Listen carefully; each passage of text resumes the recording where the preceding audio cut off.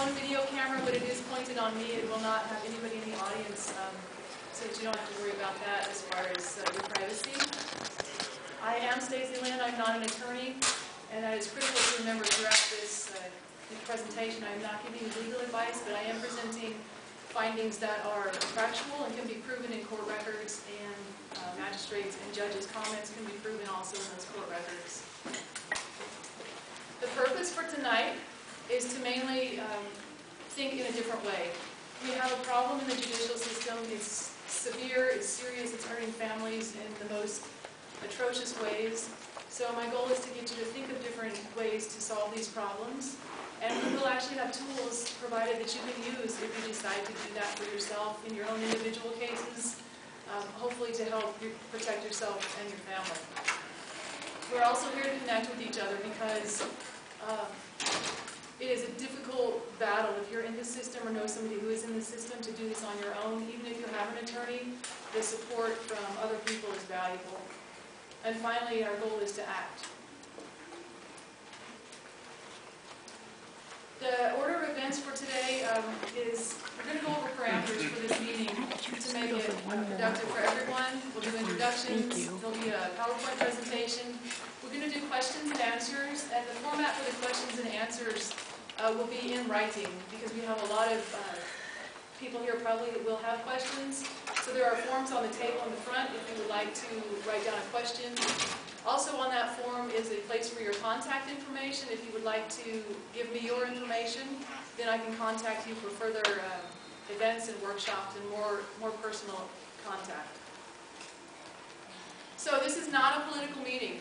We have people in here with all different political views, opinions, religious beliefs. We are not going to be talking about politics tonight. We're talking about problems that affect us all. We're all in this together. And the only way we're going to solve this is together. My goal and our goal is to strip the negative labels that have been applied to a lot of different groups of people. And if we strip those labels such as Democrat or Republican or progressive or liberal, all of those labels hurt us. So my goal is to strip those so that we can work together. So Rosemary, can you come up? Rosemary helped me organize this meeting. She has worked her tail off to get people here, and I appreciate that. She's also a fearless fighter for parents who are in the system. Her goal is to protect the children and those parents' rights, and she does not tire. So this is Rosemary Van Gorder. I will say one quick thing. I'll clarify. I advocate for parents involved with the child welfare system. People who get the knock on the door, and they've had referrals from neighbors, whoever. One of the handouts I'm leaving is something I think is good for neighborhoods to have posted. Basically, please don't call CPS on me. If you have a problem with what I'm doing with my kids, knock on my door and talk to me. Please do not call social services. Let's work it out. Because you know how rampant those referral calls are, and you can leave your name or not, and a lot of trouble. I am not a welcome addition to the child welfare system. I don't have an official title other than an advocate or systems navigator, something just stuff I make up. But I try to support people in understanding what their rights are because their court-appointed attorneys fail to do that. They want their clients to come in, make an admission, just roll over, and play the game. Although you have a right, and I probably shouldn't ask, raise your hand if you've had a child welfare case, but they give you your rights and remedies at the time that they open a case.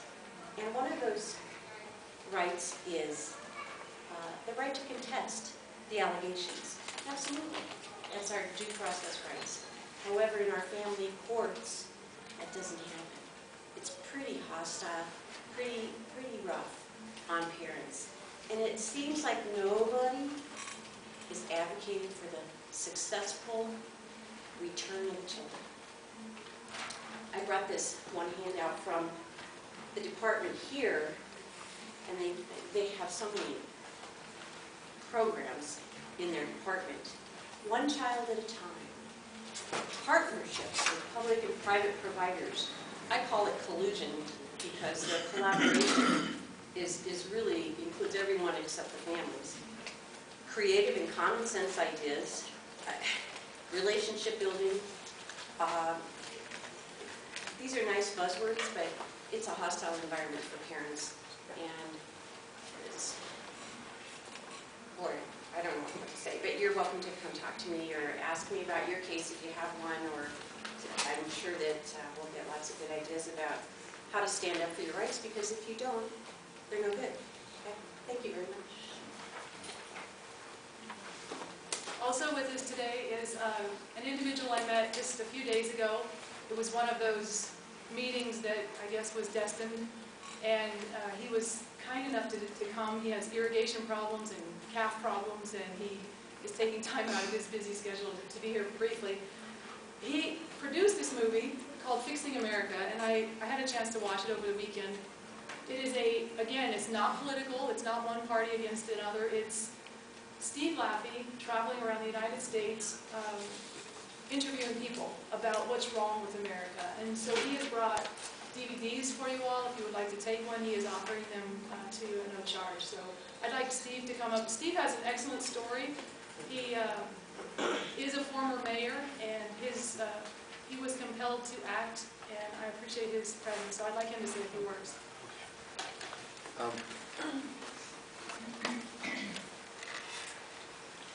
Yes, Stacy grabbed me as I was coming down a Rocky Mountain shooter supply in my Glock. And anyway, I didn't know her. She's just a compelling thing. And I said, listen, I don't know if I can come or whatever. She handed me this thing, and I said, I can. Unfortunately, I had a baby calf. I'm not much of a rancher, by the way. I lived on timberline, and I'm just learning how to be a rancher to being a mayor. Sort of the same kind of stuff. A lot of manure. Both directions. But anyway, I won't keep you. But yeah, my name is Steve Laffey. I only have so many movies left. Take one on the way out. I really just, I'm going to stay for a little bit. I have to leave, but I just really couldn't sleep. The nation's totally broke. Both parties have broken it. There's no money for our children, and they just keep doing it, and it doesn't seem to matter. And the news goes from, the news cycle starts with someone attacks Rush, and Rush attacks someone on the left, and by 10 o'clock at night, there's a poor blonde lady on Fox News who can't be able to talk about it anymore, so she talks about missing blondes in Bermuda. And so the news cycle is really not the news anymore. There's nothing, the local news is not local news. It's 3 minutes, it's something in Florida. And so we don't get the news, we don't get what's going on, but we all know the nation's broken. You don't have to be a Republican or a Democrat to know it. And so I really couldn't sleep. And so I made this movie. I hired a production crew, and I traveled the country. And by the way, it will play worldwide. On the Christian Television Network. It's not a Christian movie. It's just some guy liked it. He's going to play it worldwide. It's actually getting out there. I've spoken around the country about it, and it's really just about us. It's about you and I. And the subtitle of the movie is "You're Not Alone," even though most of us feel like we're alone. Like, what can we do? What can we do to stop this? We go about our lives where the whole nation's heading off a train track and crashing and burning right before our very eyes. It doesn't take a Republican, a Democrat, a rich or poor man, a black man, a white man. We all kind of know it. And here we are, and that's the movie. I hope you enjoy it. I didn't bring it enough for everybody, it looks like, but grab a copy, and if you do like it, there's an email thing. It's fixingamericamovie.com. Send me an email, and I won't take up any more of your time, but thanks for having me tonight. Thank you. Can everyone hear okay? Yes. The acoustics are a little bit tricky in here, but I think we'll be all right. So thank you, Rosemary, and also Steve, for making the effort, and I hope the cap is all right. So I am Jaden's mom. He turned 10 years old on April 11th. I've been an investigative journalist for the past 5 years. I focused on mainly protecting small, locally owned businesses from takeover from corporations and our local government. That actually resulted in hundreds of jobs being saved. Those jobs that the local governments were trying to eliminate were mainly employing people in the system who had a difficult time gaining employment otherwise. So it was critical to me to stand up and try to protect those jobs so that those people could still support their families. I have been speaking publicly for 5 years to groups and business owners. I exposed corruption in local governments throughout the state of Colorado. I inadvertently affected very influential and powerful people that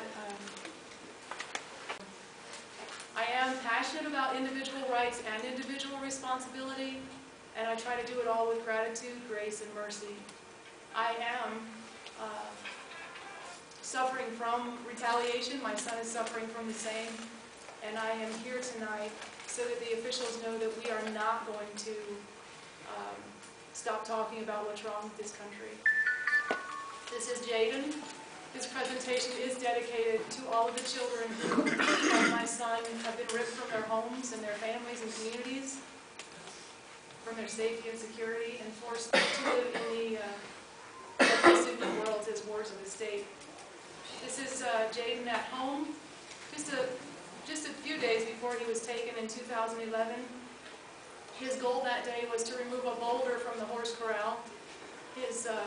He noticed his granny, every time she plowed snow, would get stuck, her blade would get stuck on that boulder, so he decided to remove it so she didn't have that trouble anymore. So Jaden's gramps spent the day with him taking that boulder out.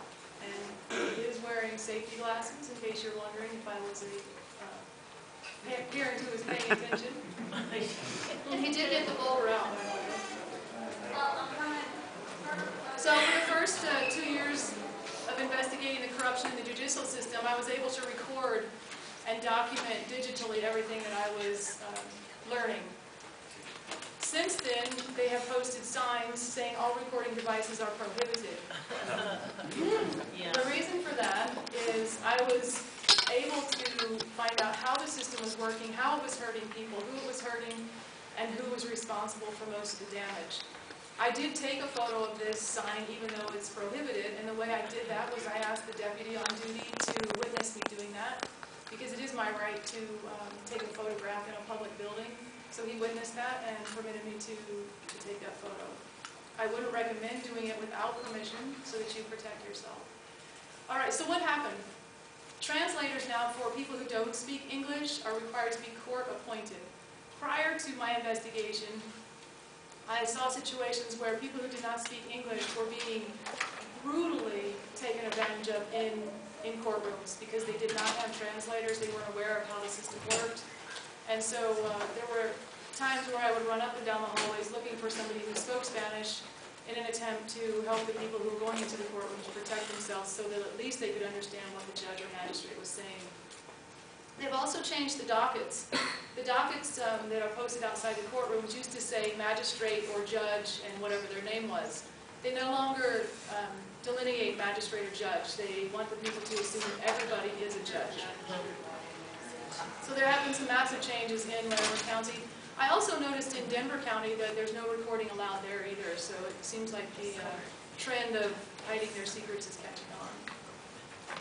All right, this is the law. This is the Constitution. This is the entire Constitution. It is referred to as the supreme law of the land by the Supreme Court justices and by judges and magistrates. It's also called the United States Constitution. It's very small. This is the Constitution made easy. It's a great book. Because sometimes the Constitution is difficult to understand. And you can see all my little tabs there. Because those are all things that are relevant to people who are in the system. And this, what we're talking about tonight has a lot to do with family court system, but it also has to do with traffic cases, with other things that especially our military veterans are being charged with. I've been doing a lot of research and investigation on what's happening to our military veterans who return after serving this country. So this applies to a lot of different cases. All of our guaranteed rights are in here, in this little book. We have rights that are guaranteed by this. This document does not give us our rights. They're ours naturally, but this document protects those rights. And that's something that's difficult to remember sometimes, that our rights are ours, we own them. This protects those rights. So, the 4 pillars of the rule of law. Does anyone know those off the top of your head? The 4 pillars that protect us regarding law. Trickies. So, pillar 1. The governmental powers are divided. We all know that. Legislative, judicial, and executive. And the sources for all of these are at the bottom, so if you want to check those, you can do that. Pillar 2. Both constitutions guarantee individual rights. This is the beautiful thing. They don't guarantee collective or group rights. They guarantee individual rights because all of us are different. We all have different situations in our lives. So, Colorado Constitution, United States Constitution protect us. Pillar 3, and this is the most critical one for most of the people who are in the system. Due process of law is a cornerstone of both of those constitutions. And I'm just going to read these because these are critical. No person shall be deprived of life, liberty, or property without due process of law. That's the United States Constitution. Our Constitution, Colorado Constitution, says no person shall be deprived of life, liberty, or property without due process of law. So the key here is due process of law. It cannot be ignored in any case. Is that what's happening? No, Pillar 4, and this is one of my favorite pillars. The laws apply to everyone. No state shall make or enforce any law which shall deny any person within its jurisdiction the equal protection of the laws. So that means every single individual in the United States is protected. Doesn't matter who you are. Courts of justice shall be open to every person. It's courts of justice. There's a difference in courts, so remember the courts of justice. And a speedy remedy afforded for every injury to person, property, or character. That's in the Colorado Constitution. These red books, all of these, are the Colorado Revised Statutes. This is the Constitution. Remember, this is the supreme law of the land. These are the 2010 statutes. These are just 2010. So every single page in here has a different statute on it.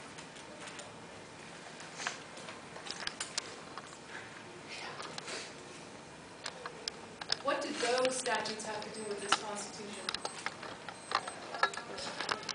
Everything in those red books have to be in compliance with what's in here. Every single statute has to be inferior to the United States Constitution. How many of you do you think are in compliance with the Constitution? 3.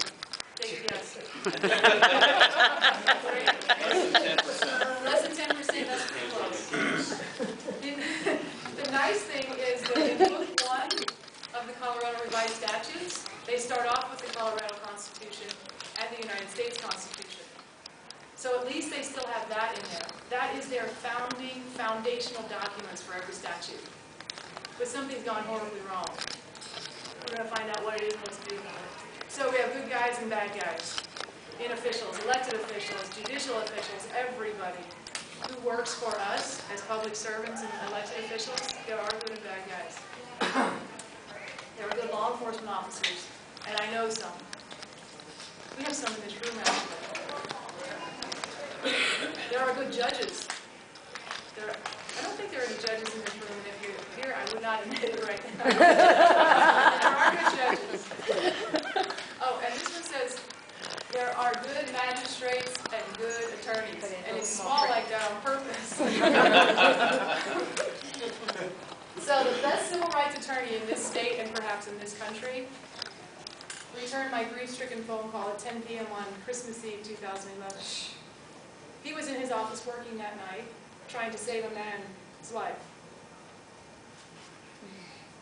He refused to take Jaden's case because it was not founded on the law. Civil rights attorneys base everything they do on the law, which is here. Most attorneys who are not dealing with the law base everything they do on those red books, the statutes. But remember, those statutes have to be in compliance with the law. So, civil rights attorney only practices law. He does not engage himself in any administrative proceedings. And that's what traffic tickets are, family court. All of those are administrative proceedings. This is what happens to those good people who work in the system.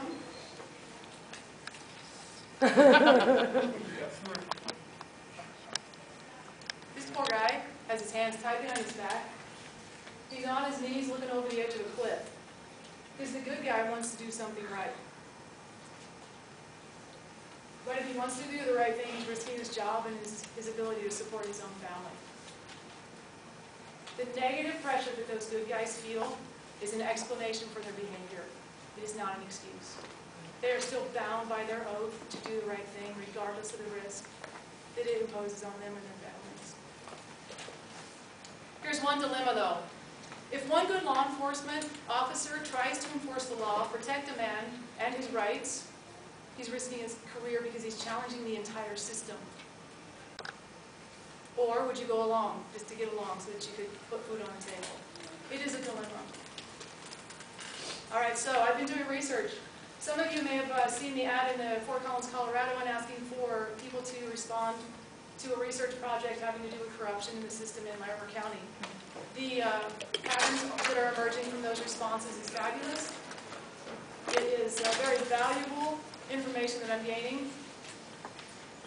I've also been observing courtrooms in 3 different counties in Colorado, and those patterns are fascinating. Doesn't matter which county you go to in Colorado, the same patterns are in place. So the high-risk groups that I've noticed and that I've had responses from to the request for information, protective parents, that's either moms or dads. If you're really fighting for your kids and trying to protect them from abuse, trying to protect them from the system, you're going to pay a price, and that's usually you're going to lose your children. Military veterans are under attack in this state like you cannot believe, and I stand here and it gives me chills to have to say that. But I've run into people in the store, people have responded to my ad, and these military veterans are many times being ordered to undergo anger management classes through the court system, paying those fees to people who are attached to the court system for problems that are not anger management related. People who believe in a higher power are also being persecuted in the court system. Minority populations, it's atrocious to walk into a courtroom and see what's happening to minorities. Low-income people and disabled people. I was in a courtroom this weekend and saw a disabled man who happens to be blind fighting for his daughter. Simply because he is low-income and disabled, he has little prayer of saving his child. All right, so people have asked to have their cases included in this presentation. I'm doing that, but I am making it so that you cannot figure out which county they're from, who they are, or who their children are. That is for their protection. The retaliation against people who are standing up against the system is severe. So you will not be able to identify who these next people are. This is Larimer County, Denver County, and Jefferson County, where I've had the pleasure of attending court hearings for the past 9 months. So mom has not seen her children for 4 years. There were no charges of abuse or neglect. A dad tried to protect his children from sexual abuse, and he's being harassed by CPS. A military veteran fights for 3 years against a jail sentence because officials lied. Military veterans are ordered to pay for anger management classes. As a default, they're being labeled as angry simply because they served this country and were overseas doing active duty. So they automatically are ordering these people into anger management. A dad who was protecting his child from emotional abuse was charged with domestic violence. A dad reported sexual abuse of a child to the police, and now he's being harassed by the Department of Human Services. A young child, very young child, reports sexual abuse to a caregiver, a third-party caregiver, against the dad. The mom is separated from that child and is accused of forcing that child to blame the dad. These are all court records. This is documents, police records. I have the evidence. One of the things that I'm known for in the state of Colorado and actually throughout the United States is I don't talk until I have the proof in my hands. I don't say something that could be proven false. That's my credibility, and that's vital to what I'm doing. A military veteran was protecting an innocent woman from being assaulted, and he is ordered to undergo anger management therapy. Children and family therapist makes a report to the court to remove a child from his home without ever meeting with the mom or the child. She simply decided that she had the power and she was going to enforce it. There were no charges of abuse or neglect in that case. A disabled, low-income man is threatened with losing his child because of his disability. Again, there are no charges of abuse or neglect against this child. A man who cites the United States Constitution as the law is harassed by judicial officers over a traffic ticket. So he's asking for the law to be applied to him, and he's harassed for it. A woman who asked for protection from police for domestic violence is accused of lying, and the children are given to the abuser. There's evidence of that abuse on the police record, and they took those children from the mom and gave them to the abuser. Now, this works both ways. So if you're a man in here and you've been falsely accused, I get that. I talk to them as well. Yeah. I have them on my cases as well. The This is not a one-sided, one-sex problem. It is a massive problem. So what's the cost to society? Being in the system often causes this downward spiral. First, you have so much time that is consumed by these cases and these court records and these documents that have to be prepared in times with attorneys, and you lose time at your job. Pretty soon you lose your job, you lose your health insurance, you lose your car insurance, you lose your car, you lose your home. You sell everything you have left just to survive. That happens time after time after time. This is the really depressing part of this presentation. It gets better, so just hang on. Emotional impacts to the family. So what happens when children are pulled away from their attachment figures or their safe homes? It's been extensively reported and studied by scientists. What happens to these children's DNA actually changes, their chemical makeup changes. They're transformed into a human being that they were not created to be. Your own experience will prove that to you. You don't need scientists to tell you. Your own experience showed you that if your children are healthily attached and bonded, they're going to be fine, no matter what comes at them in life. Children in this system often have higher rates of mental illness, delinquency, and suicide. The suicide rates among these children, especially when they're in the system from a young age, are horrifying. The emotional impacts of military veterans. Talking with these veterans has changed my life because they commit to serve this country, to protect the very thing that they come home to that is hurting them. So the trauma to them is deep as well. And so if you're a military veteran, you've served 10 years, you come home and something gets you in the system, it's going to make you angry because you've been sacrificing your life to protect that. So these anger management classes, a lot of times produce the anger that they're being ordered to attend for. All right, what's the emotional impact of disabled, minority, or low-income people? What are they already doing? Struggling to make the basic needs. Struggling already.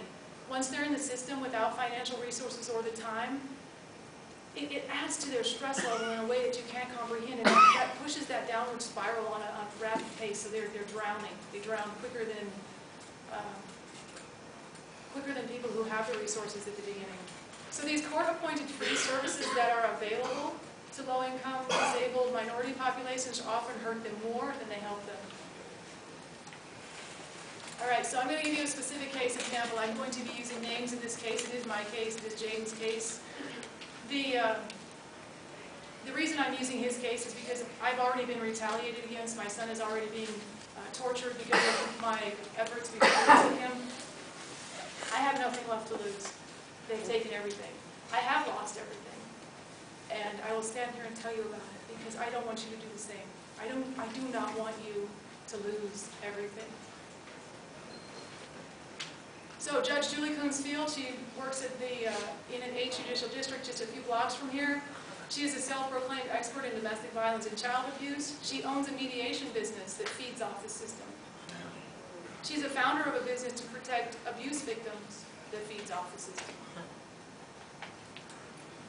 Judge Field violated statutes in the law. She refused to allow me a jury trial.